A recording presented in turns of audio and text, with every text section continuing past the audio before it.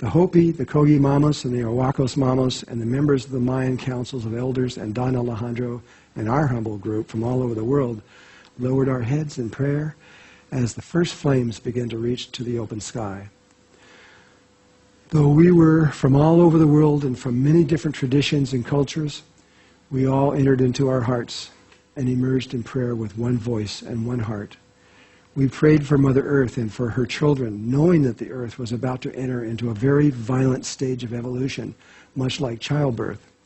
Each one of us prayed from our hearts for Mother Earth to help all of the world and all life on Earth. This ceremony was about 3 hours long, and about 1 hour into it, as I was watching the flames of the fire and listening to the prayers, the Awakos man,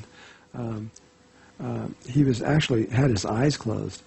His arm went up to the sky like this. It caused all of us to look up. We didn't know what he was doing.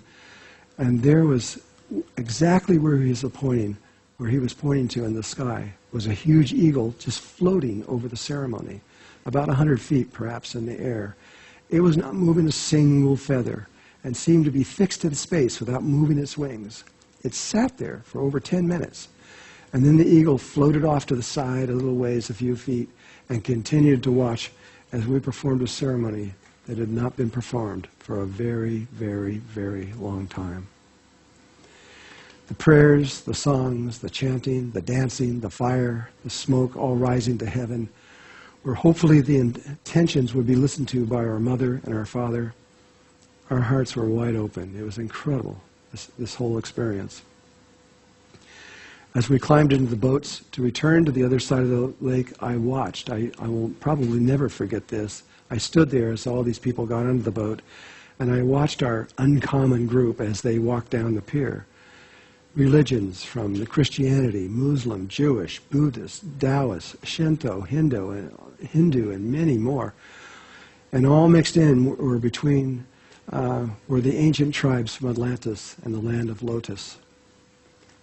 Don Alejandro and the Mayan elders were looking for something. I knew this in my heart. And whatever it was, they must have found it during this ceremony. For they asked us to do another ceremony in a place a long ways away from Lake Atitlan, a place called Tikal, an ancient temple site in Guatemala that represented the crown chakra in the human body, the entryway into higher consciousness. Tikal is a majestic world of temples that once had a city around these primary temples that extended for tens of miles in all directions. It was a huge city that probably housed millions of Maya at one point. I remember looking at an artist description of this city and how it probably looked when it was alive. It looked like a city of the far distant future and space age, not from the past and a people that modern people think is just a modern tribe. I mean, a primitive tribe. The Mayans say that before Atlantis, they came from the stars. And if you were to look at what had been discovered in Tikal in the early 1980s, and you saw this all, you just might begin to believe. We followed Don Alejandro and the Mayan elders up to a high place where ceremony had obviously been performed countless times before. And again, they slowly and tediously began to recreate the structure of the Mayan fire ceremony. This, as before, took over an hour, just to construct before even the fire was lit. At first, it seemed to be a repeat of the first ceremony, only slowly the atmosphere began to change. Every time Don Alejandro would raise his arms up to the enormous trees that we were cradled in, the wind would blow through them and around us. It was pretty dramatic. And after about 10 times or so, we began to expect it. He'd put his arms up and we'd just wait for the wind to blow. Then the light began to change. And these beams of light began to cut through the branches and the trees, making it feel like we were in an ancient cathedral in perhaps southern France or somewhere. Tourists began to watch and found that they couldn't leave. It was so mesmerizing. There was a beauty in this ceremony. But I felt that Don Alejandro and the elders were still watching and waiting for something again. I couldn't help it. I felt in my heart, but I couldn't say what it was. I felt that they were looking for signs, like the eagle we talked about before, that could only come from Pachamama, or Mother Earth. No human being could make up these or influence the outcome. It had to come from Mother Earth. Whatever they were, whatever these signs were, they must have appeared, for we were asked to continue. The Mayan elders took us to another temple, and remote Mayan temples, one that I had never heard of before. I'd never even seen this before. But once I had seen them, and several of these temples, I couldn't understand, why the world had known about them. They were exquisite and held such a deep power within the earth. But we didn't do anything in these ceremonies. We didn't do any ceremony in these other places. Don Alejandro only wanted us to experience them, or perhaps for the energies of these temples to experience us. Perhaps now is the time to talk about the other way the Maya return their knowledge, experience, and wisdom and memories to the present day from a distant past time that almost seems to be lost forever. They do this not with their brains, but with their hearts, something that the ancient world are experts at, just as we are experts with our brain. What I'm about to tell you did not come from Don Alejandro, but from Humbatzman and the Mexican Yucatan, and my experiences in that land. It is an information that has been held secret until just recently.